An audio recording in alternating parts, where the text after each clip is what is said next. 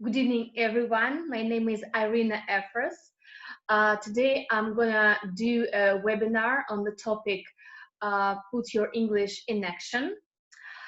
First of all, I should introduce myself and say a few words about myself. My first degree is in journalism in St. Petersburg State University. My second degree is in marketing communications in Westminster University in London, UK. I was also working for some time as a guide interpreter with the foreign tourists in St. Petersburg. And last 5 years, I'm doing my own project, which is called English in Action SPB, and it mainly focuses on different educational and entertaining events in English for adults and for children separately. We do different educational excursions in different city areas. We do online quests in the big and small museums and around the city, open air quests around the city. We do very nice cooking classes with foreign chefs. Last year, we're doing amazing cooking classes of Mexican, American, British cuisine, Indian, Ethiopian ceremony, and hopefully this year, this summer, we'll still do it after the end of pandemic. And we do networking dinners so people can meet, talk, and practice English, and have some food as well. And we're doing yacht trips. We're organizing yacht trips to the Gulf of Finland during summer period. But today is one of my first webinars on my favorite topic, actually. And I really hope you will like it. And I can give you a guarantee that if you will use some of my techniques, it will help you to get a good result in studying English, and that I don't share information that I didn't try and didn't check by myself. So everyone you will hear and see in my presentation today, it's not Googled information. It's not information taken from some textbooks. It's information, it's techniques that I created by myself or that I got during my experience, my working experience. So let's go. Let me share a presentation with you.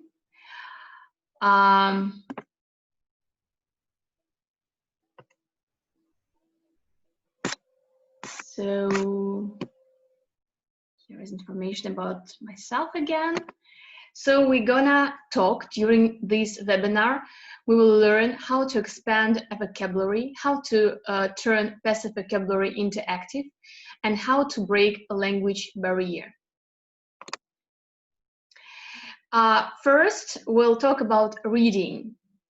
Reading is very important, is a key thing to expand your vocabulary. So if a person gets into a habit of reading, then a person is exposed to new words. I strongly advise to read modern literature and newspapers, magazines, as this gives you a good understanding of modern language used in the office, business writing, making presentations, and in informal viral communication. When I was studying English in British Council, once I was told by a teacher that my English is very nice Shakespeare English. And at that time, I was thinking it's a nice compliment. But then lately I found out it's a very polite way to say that my English is a bit old-fashioned and outdated.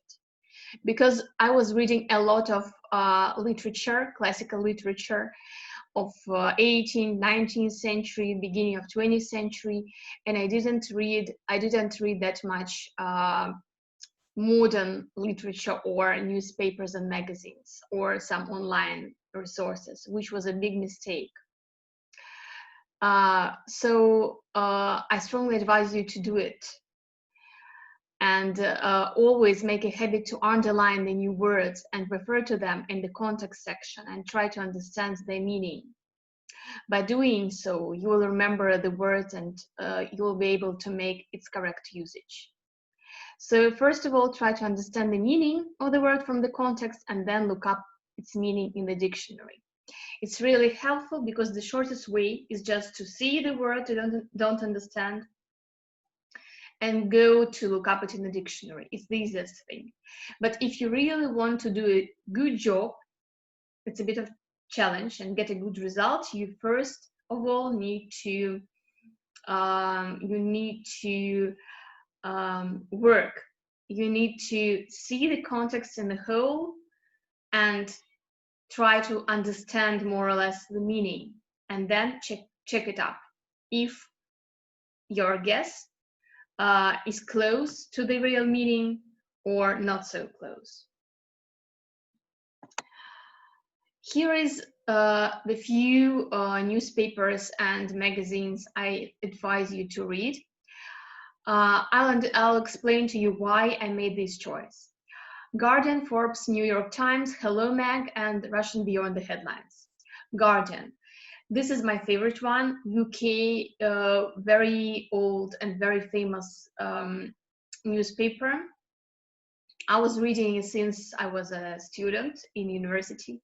It helped me a lot in learning very high standard, good English, of very good level. But be careful with this one.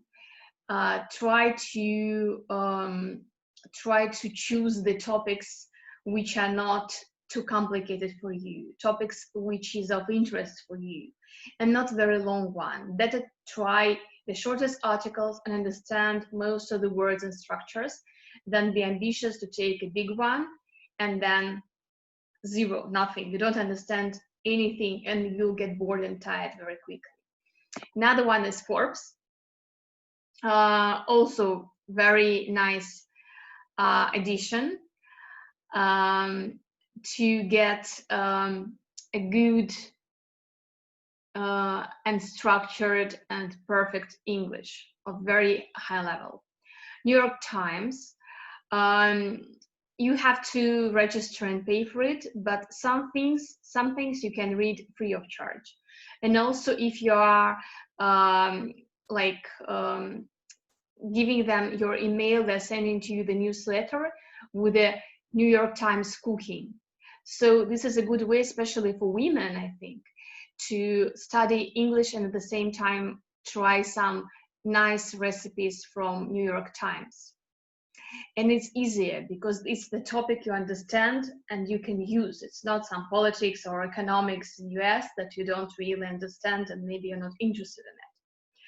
So my suggestion here is to find in these very serious newspapers something that can be interesting for you and the topic that you can refer yourself to so you can understand it. This is Hello magazine. It's a UK magazine, very light one, maybe something like Lisa in Russia, or Panorama, not Panorama, but maybe, you know, quite light thing to read. About private life of the stars, about haircuts, which are very fashionable this season. But the language is really great. This is the language you speak not in the office, not with while emailing to the foreign partners, but this is the language you can speak while traveling with your foreign friends in the streets and restaurants and bars.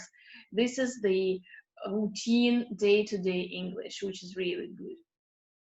And the last one in my list is Russia Beyond the Headlines. It's an online magazine for foreigners, expats mainly, who live in Russia, or for tourists who are traveling to Russia and are interested to know more about this country. Why I advise you this magazine? Because first of all, it's everything about Russia, so you understand it much better than something about foreign countries.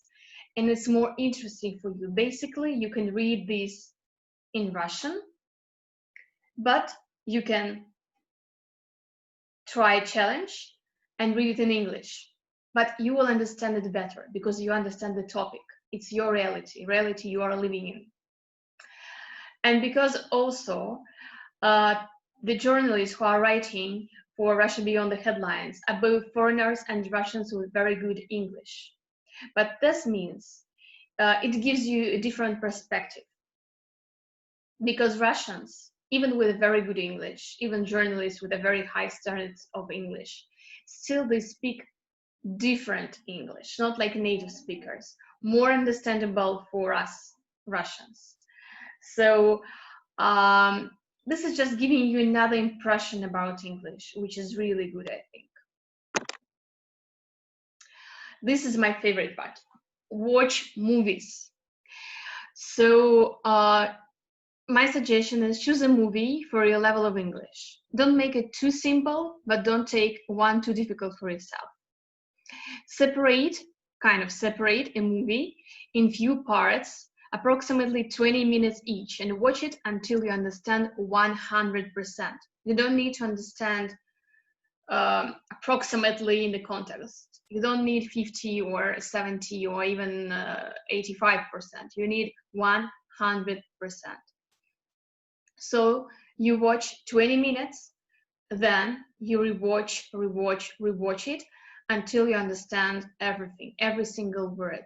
And you can translate, you can Google, you can look up in your like paper dictionary, do whatever, but understand every single word.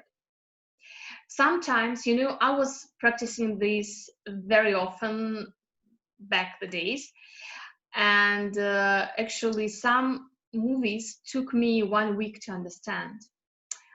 But this job was worth it. So I had a special movie note in which I wrote down new words and new phrases, both from different movies and from the magazines I've read. Then after you finish with the part of an article or a movie, take approximately 10, 12 words and try to memorize them. Then the next day, repeat them while being in public transport, while queuing to see the doctor, or having your coffee in the bakery. Try the next day, try your memory, check your memory, how you remember these words. And don't be nervous if you remember just 1 or 2 words. That's totally fine. The process is going. Very helpful is WLCR technique. It's the abbreviation of write, look, cover, repeat. How it works. Have a look at a page and take a picture of everything you see on it. Then try to repeat what you remember just in your head without pronouncing it. Then cover the translation, look at English words and translate by yourself. Then do vice versa. Look at a Russian translation and turn into English. And after that, try to do this randomly. So choose a random words and translate them again. It sounds boring, but it's a really very helpful. It's a fast process, and even it can be fun. Try to make connections with the words. Whenever a person listens to a word, he should try to connect it to a word of similar meaning or words which help you to remember them. For example, if a person wants to remember the word gigantic, then he should connect it with a Godzilla or any other rhyming word. So try to find a rhyme. Or you can do it differently. For example, some words are similar in other languages, maybe in your mother tongue, in Russian language. So you can learn them easily by remembering words from your language. For example, piano, fortepiano, pianino, pistachio, fistашка, snow, снег. Play and have fun with the words. Make it a habit to play with words through various board games like Scrabble, crossword puzzles, Monopoly, and many others. It will really help your vocabulary improvement. These days, you don't even need a partner. to play these games. You can play by yourself online. But of course, in the company of friends, it's more fun. And usually I know people are doing it in a time cafe, for example, playing different board games. Use new words. This technique I am using even now very often. For example, while writing something in English or talking to your teacher, use 3-4 words you've learned recently in a context. This way, they will be fixed in your memory quicker and for longer. In the beginning, it sounds and it does look a little bit unnatural, but later it becomes a very nice habit and you do it unconsciously. But first you have to push yourself a little bit. So let's say, today, for example, I've learned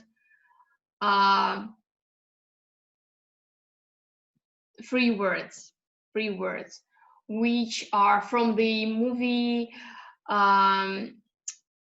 Desperate Housewives, which is the phrase, you cross the line, wicked, and a nut job. Nut job, it's like сумасшедший, сумасшедшая. You cross the line, ты перешел черту, and wicked. So I'm saying, for example, to someone, to my colleague, English teacher, or my foreign friend, you know, I think someone, I've watched a movie or I met someone and she's a really nut job. And I was so wicked when she did this and that and said this to me. So I think she really crossed the line and I stopped talking to her. I'm not in communication with her anymore, for example. So try to incorporate these words, new words you've learned in your speech. And one more advice, the person should set realistic goals for himself. Because every individual has his or her own caliber to do things. Although there are some exceptional cases, in general, an average person can remember only 10 words that he learns or she learns at a time. So try to set goals that are realistic rather than goals which are difficult to achieve. Because when you set a higher goals for yourself, you put an extra effort. And sometimes you become overburdened, very tired, and a little bit depressed. And you start to hate what you're doing. And you're not coming back to it anymore. And this happened to many of us at school when we were not interested in the subject. And especially in English schools, when we were given a lot of lessons of English, a lot of tasks. And it was too much for us because we had something else to do. So it was overburden for us. Overburden means too much. And then, since that time, we started to hate English. And we don't speak it, we don't know it. And now, in our adult life, we really need it for work, for traveling, for, I don't know, immigrating or going abroad to study, to work, to marry a foreign person, and we don't have it. So, small steps to the final goal, not huge steps, and then it's finished, and you don't reach your goal. Our next subtopic inside the big topic, how to make your passive vocab active. First of all, let me remind you, what does it mean? Passive vocabulary and active vocabulary. So passive vocabulary includes the words that you can recognize and understand but can't come up with on your own when writing and speaking. For its part, active vocabulary includes all words that you can think of and use right away when you are in the process of communicating. So meaning, there are some words you know But when you improvise, when someone need a quick reaction from you, you won't react with this word, you won't understand. But later on, you hear this word, you can understand its meaning. So here are tips on how to make your passive vocabulary active. Use synonyms. And here,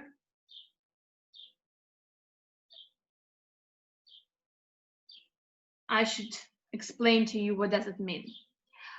What do you do when forgetting a word in your mother language, mother tongue? You don't look it up in a dictionary, right? You try to use another word with a similar meaning to express yourself. So do it, and your brain will get more adept at searching for the vocabulary you need. For example, you know word beautiful, but there is also word handsome for man, good looking, pretty, nice, stunning, like she's a stunning woman, or he has a really good looks, etc., etc. So don't repeat always beautiful, beautiful, beautiful. Try some new words. At first, maybe one or two, and then expand it. Then read smart. But choose autobiographies and poems as non-fiction can draw your attention to the plot and not to the vocabulary. So sometimes, yeah, memoirs and autobiographies are boring, much boring than non-fiction, but then you are more concentrated on words and phrases than onto the plot, to the characters, etc., etc. No plug words. To expand your active vocabulary, say no to your favorite word replacements. Don't simply paraphrase or plagiarize from others. Don't be lazy about finding that particular noun or adjective to communicate your ideas. How to figure out these words? Reread your messages with the friends on Facebook, WhatsApp, or whatever messenger you use. Make a list of the words you often choose to fill vocabulary gaps. These are the plug words. And try to avoid them. Again, it will be challenging in the beginning. You'll be pushing yourself, but you'll succeed. And translate. When I say translate in this context, I don't mean translate an article or translate I don't know, a book or something. No, translate small words you meet in the day-by-day life. Translate instruction, how to use a coffee machine in English. Translate what's written on your tube of cream. Translate advertisement or the name of the cafe you see it on the street. So try to make it a nice habit, translating small things you meet in your daily life.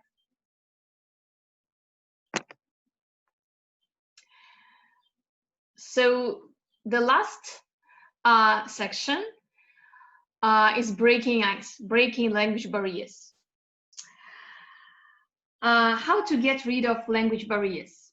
Some people are too shy to speak even in their mother tongue with others. Others are such perfectionists that they can't imagine speaking not fluently and imagining reactions to their mistakes. But from my experience, I know it's easier to say than to start doing it. So here are few realistic advices I can give. Talk to yourself. Tell yourself about you, what you like and what you dislike, about your job, your house, your habits, your hobbies, your friends. Talk to yourself each day for just 5 minutes. It sounds bizarre, synonyms, bizarre, weird, strange. You see, I'm using my methods. But lately, you will understand that it helps, because if you are too shy to communicate with others, you can start talking to yourself. No one will know. I tried it myself. It helped a lot, actually. After some time, you'll start to dream in English.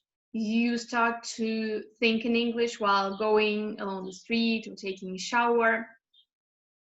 And you are you can correct your mistakes. And then you can start talking to others.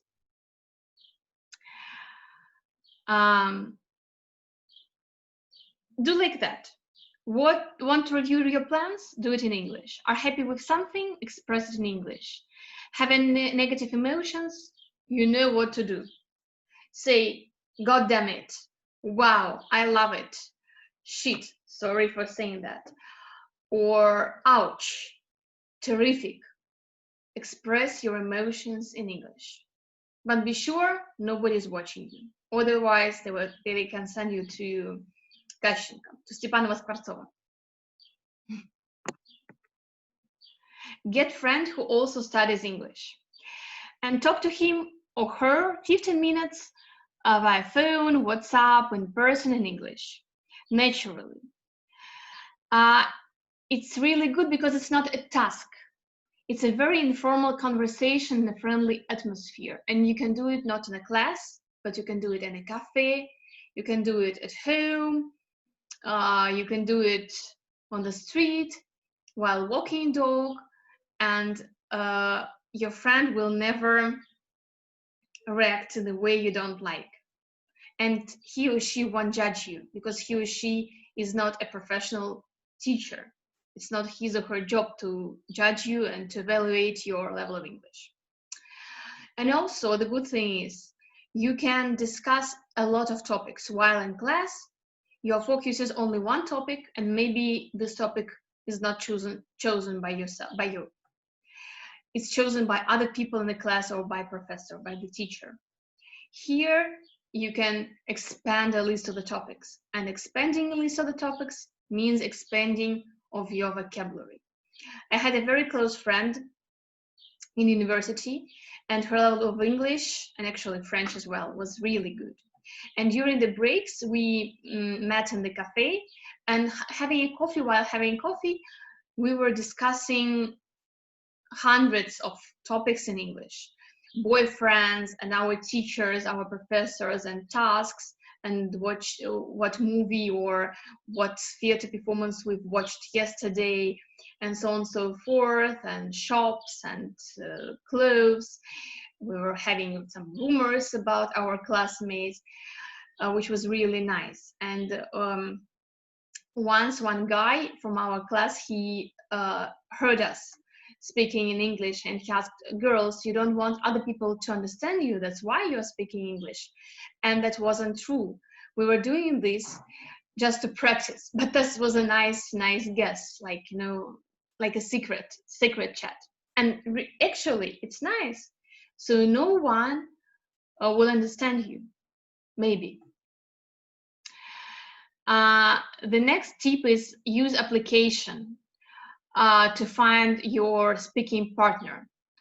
One of my close friends, she's using Hello Talk, and I really recommend it because it's free of charge if you choose only one language, because you can choose few languages to practice, but if you concentrate on one, it's free of charge. And you can meet people from all over the world, from USA, UK, Canada, and Australia, if we're talking about your interest in English and practicing English with a native speaker. My friend, she found a very nice professor from Mexican University, and they were discussing Dostoevsky, which was really nice because this guy, he is really intelligent, very educated, very nice guy who wasn't evaluating her Spanish. He was helping her to break the ice, to break the language barrier. And if you're too shy, you always can stop this conversation and forget about this person, because he's not your professor, he's not your friend or your boss at work. He's nobody, and a stranger, total stranger. And you can end it up as soon as you don't want it anymore. Or my advice is you can have a nice glass of wine, relax, and the conversation will go smoother, much smoother. And my last tip is join offline speaking club in your city. I suggest World Language Cafe. You know, I'm really very practical. I'm a practitioner. I don't like a theory, like join some speaking club, but I don't know which one, or maybe you can find one in your city. I know this one I'm using for the last few years. I practice French with a native speaker, and what is good for people who are shy and who can't break language barrier by themselves is that at the beginning, you don't need to talk a lot. You can just sit, listen, introduce yourself to other people and listen, and improve your auditioning, listening skills for a few times. And when then you're ready to speak, you can speak without being pushed by anybody and without being evaluated, because people, they are from different backgrounds, different language, they have different language experiences, they have different language levels. So some are higher than you, and you can listen to them and try to get higher. Some are weaker than you, and for you it's a good scale to measure your English process. How is it going? How you're doing better? And my last tip is reward yourself for everything you are doing. Don't blame or punish or be negative about yourself. Say to yourself, I'm getting there, and have a coffee or a glass of wine with something sweet, because you deserve it. And reward yourself for everything you are doing in your life. Every step is a step to success, a step forward, and a step to your goal. As a famous choreographer and dancer, Baryshnikov said, don't compare yourself to others. Compare yourself with yourself yesterday. What you've been yesterday and what you are today. This is a real progress, and this is a great difference. This is a work you've done for yourself. So thank you for your attention, for the time you spent with me.